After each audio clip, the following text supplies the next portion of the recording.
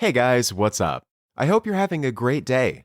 Welcome back to the new story of r/relationship advice. Don't forget to subscribe and hit the bell icon for new future videos. Let's get started. Cheers. Stories in today's video. 1. What is the strangest way you found out your significant other was cheating on you? 2. Girlfriend tried cheating on me. We had been married 17 years at the time and were good friends with another couple and had been for about 8 years when it all happened. She had suffered betrayal by her husband several years prior, but they worked through it and seemed to be doing okay until she started telling me she had a crush on a city cop in town. I told her she was playing with fire. She would tell me things he would text her 2001-2002, so texting was new and exciting then, in confidence, but then I would go home and tell my husband what she said and he would just say, "She's doing exactly what her husband, did to her." That's pretty stupid. Anyway, one afternoon she called me in a panic saying her phone bill was sky high and could I help her by taking a look at her bill online. She wasn't very internet savvy, so I said okay, but you have to tell me your account username and **s sword, which she did, and when her account opened and I saw over **500 text messages to and from my husband's phone number, I swear I could feel my blood begin to boil, then I went ice cold from my head to my toes. I asked her why she and my husband were texting back and forth so much. Mind you, I never received texts from either of them. She audibly gasped when I told her I could see the dates and times they texted each other. She had no idea I would be able to see that when I opened up her account. She tried to play it off and say that they **SSED jokes between each other and crap like that. I was totally in denial because it was beyond my comprehension that these two people whom I trusted implicitly, would ever do anything to betray that trust. She kept telling me about this cop who was handsome and rippled with muscles, and my husband gave me no indication that he was even interested in her, surely. In fact, he would talk about how much he hated going over to their place all the time because of her. For 6 months this was going on. She would tell my husband about things I told her about an old boyfriend that I had been in contact with at that time. This in turn would piss him off. Not knowing that was going on, I would turn around and tell my husband the secrets she was telling me about her secret lover. Remember, I was thinking it was this buff city cop was saying and doing with her, which pissed him off even more. You can't make this **t up. Time went on and things became clear to me that I was being gaslighted by the both of them. It took her husband to finally convince me that they were having an affair. I didn't want to believe that I could be betrayed by the two people I trusted so deeply. I confronted him, he confessed. I cut all ties with her and went to counseling for years to try and save my marriage. Something inside of me died for him that evening when he confessed. My kids were only 16 and 6 at that time, and I swore to myself then that when I could get a good job with my own benefits and my kids were stable and happy, I was going to leave him.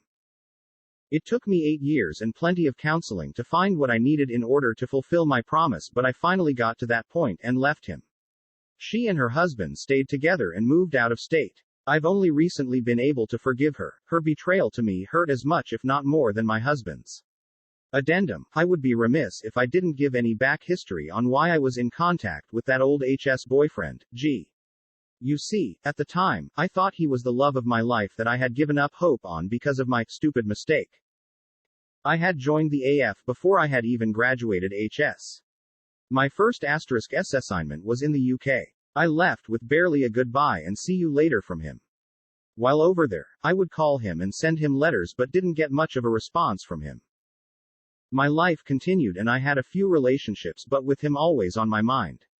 After a year overseas, I went home on leave to see if there was anything there, or if it was all in my imagination.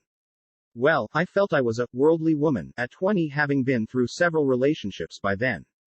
When I saw him, I did everything but rip his clothes off, but I never got the response I wanted, so, feeling dejected, I went back to England with the determination of putting him out of my mind. That was when I met the man who was to become the father of my children.